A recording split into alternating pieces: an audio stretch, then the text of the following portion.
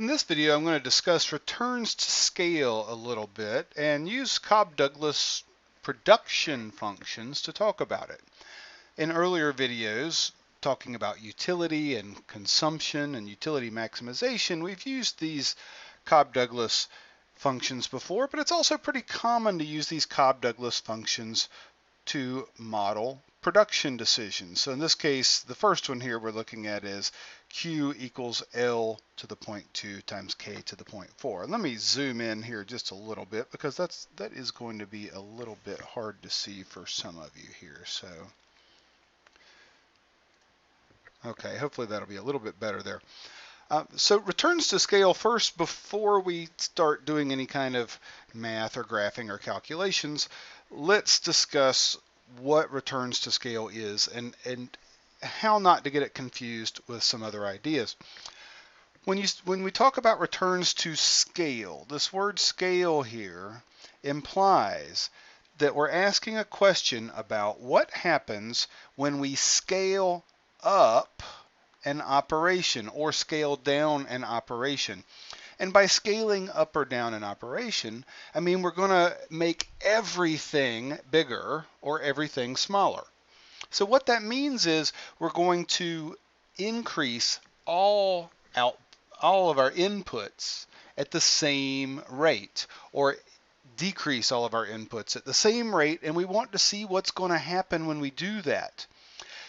I don't want you to get this confused with another term that we use in economics a lot that has this word returns in it, and that is the concept of marginal returns. Marginal returns. And usually when you use the phrase marginal returns, you're talking about either marginal returns to labor or marginal returns to capital.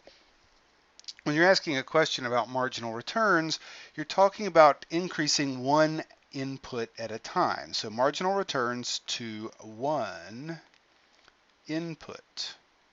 So for example, when we talk about marginal returns, we're asking what's going to happen if I add one more worker? Or what's going to happen if I double the amount of capital? Or what will happen if I double the amount of fertilizer? But you're just talking about one input at a time when you're talking about marginal returns. Returns to scale, on the other hand, you're asking a question, what happens if I double every input? What if I double, or you could go the other way. What if I have the number of factories and I cut in half the number of machines and workers and managers and all inputs? So that's what we're talking about here with returns to scale. You're changing all inputs by the same proportion. So let's see how we can analyze that in a few different ways to get an answer to what happens. What we're really interested in here when we're talking about returns to scale, it's a similar sort of question we're asking. We're asking if we scale up our operation, if I were to double, for example, double all my inputs, capital, labor, and management, and everything, what's going to happen to my output? If I double all my inputs, will I double my output? Will I less than double my output? Or will I more than double my output? So with returns to scale, we have three different kinds of answers that we could find when we talk about returns to scale. You could find that your returns to scale are increasing. That means that as you scale up all your inputs, this is going to double your costs, by the way, right? You double all of your inputs, you will double your costs. If you have increasing returns to scale, that means you're getting more efficient as you get larger. Increasing returns to scale would mean double all inputs, for example. You don't have to double, but this is, you could triple or quadruple. But if you double all inputs, then increasing returns to scale would mean that you more than double output. So more than double your output. You could also have constant returns to scale. And constant returns to scale would mean that if we double all inputs, then we will double output. It's in the same proportion. You double your inputs, doubling your costs, and your output exactly doubles. So double output. And you can probably already see where this is going. There's another possibility here, and that would be decreasing returns to scale, which would be, for example, if we doubled all of our inputs and then our output does not double, it less than doubles. So output less than doubles. But this works for tripling or any kind of, similar thing. We could increase all of our inputs by 10% and see what happens to our output. Does it go up by 10%, more than 10%, or less than 10%? So let's take a look at this. Now, firstly, let's look at this using some things that look like indifference curves here. This is just like an indifference curve map for this function, q equals L to the 0.2, k to the 0.4. Here, let me write that a little bit bigger up here so that we can actually see it. All right, and so what we're talking about here is q is output, L is labor, and k is capital. We use k for capital instead of c for a couple of reasons. But one reason is usually when an economist sees the letter C, he thinks cost. And so K makes it slightly less ambiguous there. What we want to know is, okay, suppose someone looks at our data and they figure out that our production function has a form like this. Do we have increasing, decreasing, or constant returns to scale? Now first, let's just investigate this question 3 or 4 different ways, and then I'll show you a shortcut to this. First, let's look at these indifference curves. Now, we don't call them indifference curves when we're talking about production. If you think back to looking at indifference curves, in most classes, you'll look at indifference curves before you start looking at production curves like this. Remember, with a utility function, along each of these lines, we're holding utility constant. That is what we called an indifference curve. In a production kind of context, we don't call it an indifference curve. Instead, we call each of these lines an iso. Iso means same. Quant. Isoquant. So this prefix iso just means the same. So isoquant just means along each of these lines we get the same quantity of output. For example, let's look at this little green one here. This green one looks like it's the one for 5.5 units of output. This might be 5.5 million iPhone cases, for example. And what this line tells us is that if we want to produce that 5.5 million iPhone cases, we could either use 35 laborers, and in my diagrams I will always put L, labor, on the x-axis and K on the y-axis. So we should probably label that if we want to do a good job here. So 35 laborers and about 12 or 13 machines. Or just one other possibility here would be 5 workers and 30 machines. Could get me the same amount of output. Now what's the cheapest way? Well, we don't know yet because we don't know how much capital and labor cost. That will be part of the goal of what we're going to do in a future video, is try to figure out what's the cheapest way to do it, right? What's the cheapest way to produce a certain amount of output, given that there are a lot of different ways here.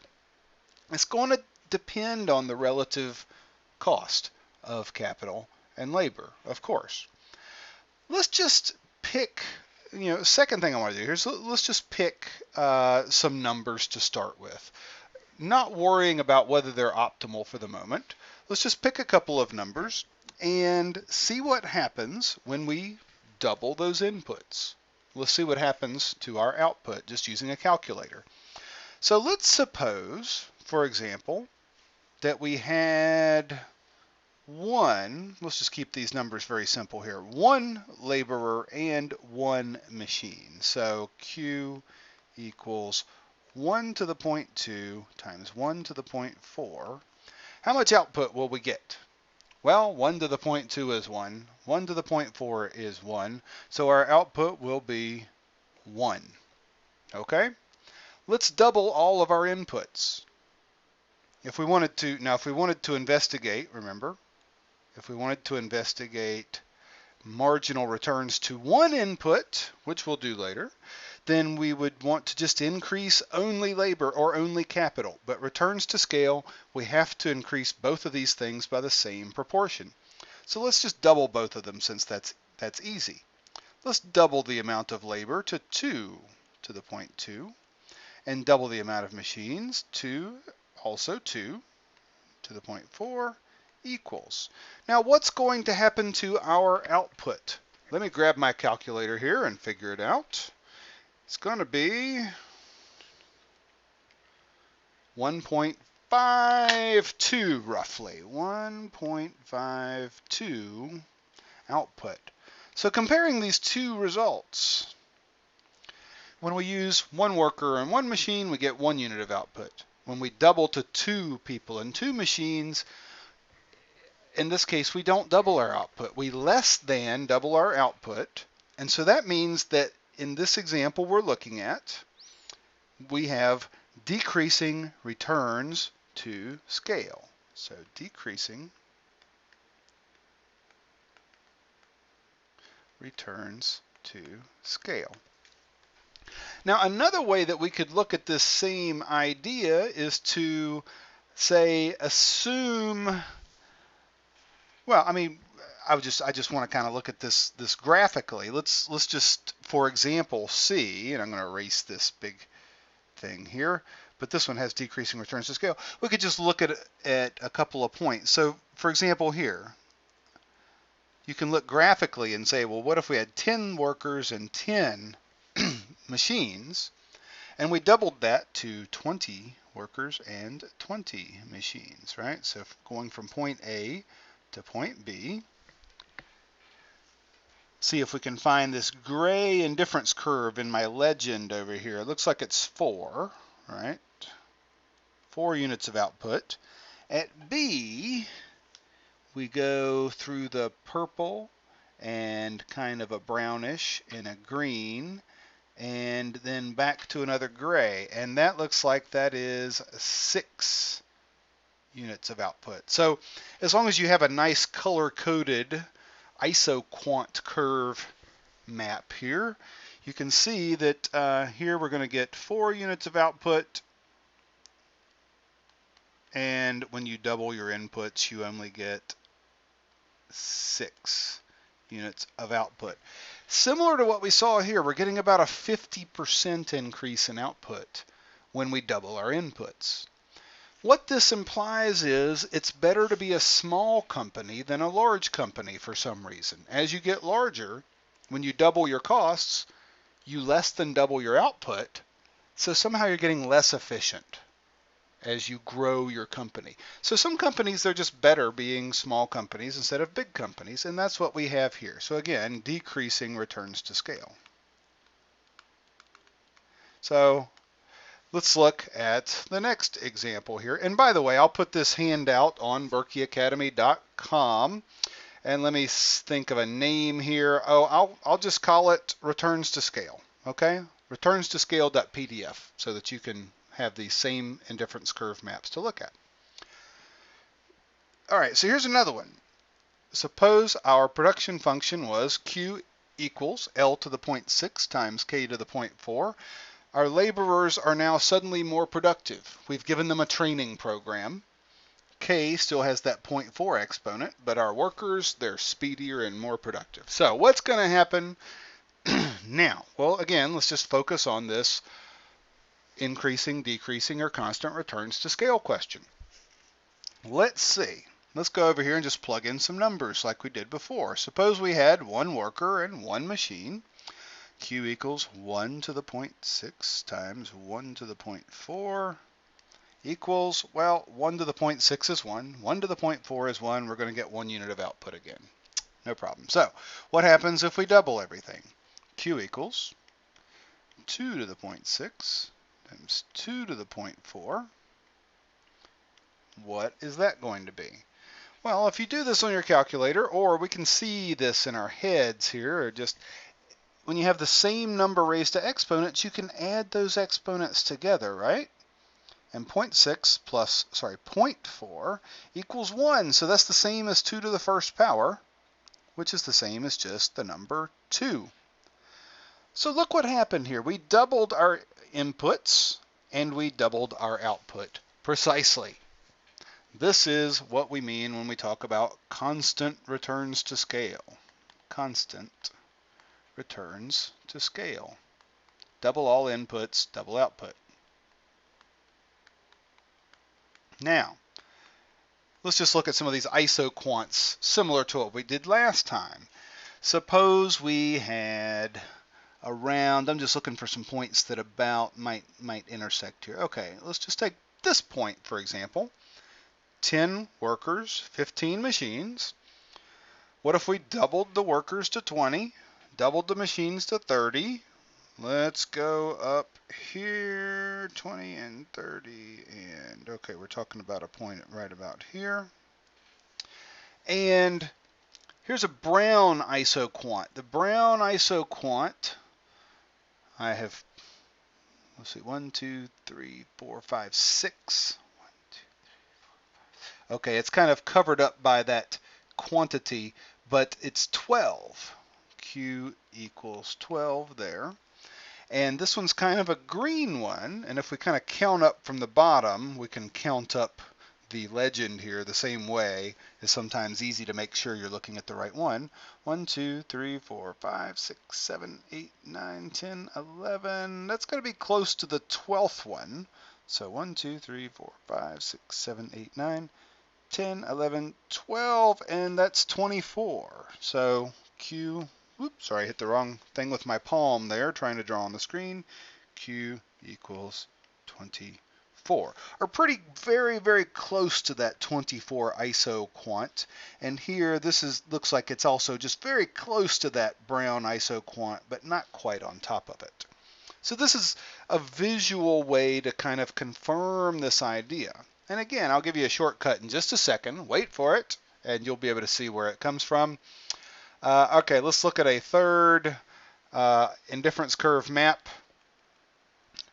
where suppose now our capital got more productive. We got some better machinery.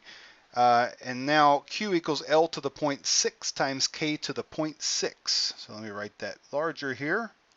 L to the 0.6 times K to the 0.6. And let's plug in our numbers like we did before. Again, if we had one worker and one machine, raising both of those to the 0.6, we're going to get 1 unit of output. If we double those, we have 2 to the 0.6 times 2 to the 0.6, which is going to be the same as 2 to the 1.2 power. And 2 raised to the 1.2 power is going to give us roughly 2.3 output here. So we're going from, with one worker and one machine, 1 unit of output. 2 workers, 2 machines, 2.3 units of output. Of course, as I had planned, the output more than doubles. We have what we call increasing returns to scale. So increasing returns. And I know my handwriting is horrible. Always sorry about that. Returns to scale. Okay. And we could also do the same kind of thing, looking at the graph. Why not? Let's suppose, I'm just picking random points here to demonstrate what happens. Suppose we had 5 workers and 10 machines, and we doubled that to 10 workers and 20 machines. How much output do we have on the green? 10. So here Q equals 10. And up here at this point, let's see, we're getting close to this blue isoquant. and the blue isoquant represents 25 units of output. So we're getting close to, this is not an exact way to do this, but this is a graphical way to see the similar idea is happening no matter what you double your original inputs from. Increasing returns to scale. Now here comes the shortcut. And again, this shortcut only works for these Cobb-Douglas type production functions. Remember, a Cobb-Douglas production function has this kind of structure. Q equals some number multiplied times, in this case it's going to be L to the, we'll call it alpha, times K to the beta. K to the beta. Everything multiplied times each other. This is a Cobb-Douglas type production function. Now, here's the shortcut rule. If you're ever looking at a Cobb-Douglas production function and you want to tell, do you have increasing, constant, or decreasing returns to scale, all you have to do is look at the exponents. If the exponents, here they're 0.2 and 0.4, if the exponents add up to a number less than 1, you have decreasing returns to scale. So these exponents add to 0.6, and so we have decreasing returns to scale. If the exponents add up to 1, 0.6 and 0.4, those exponents sum to 1, that means that in this case, when we look at 2 to the 0.6, 2 to the 0.4, the answer is going to be 2 to the first power. You double inputs, you will just exactly double the outputs when those exponents sum to 1. Again, this is a trick that only works for the Cobb-Douglas production function. And similarly here, if you have the exponents add to some number more than 1, 0.6 and 0.6 equals 1.2, what's going to happen when you double inputs? Your outputs will more than double because you're raising this number to an exponent bigger than 1, you get output bigger than 2, right? And it doesn't matter what numbers you're going from. This is kind of a simplification, but this trick always works. Now let me show you a fancier way to prove or demonstrate this, okay? This is a common homework question on or question on tests that you see in an intermediate microeconomics class. They will give you some kind of Cobb-Douglas or other production function. You can use the same kind of technique I'm going to teach you now for any kind of production function. Let me just pick one at random to demonstrate this one more time. Suppose we had, and here let me go to a new page. Okay, so Cobb-Douglas production function.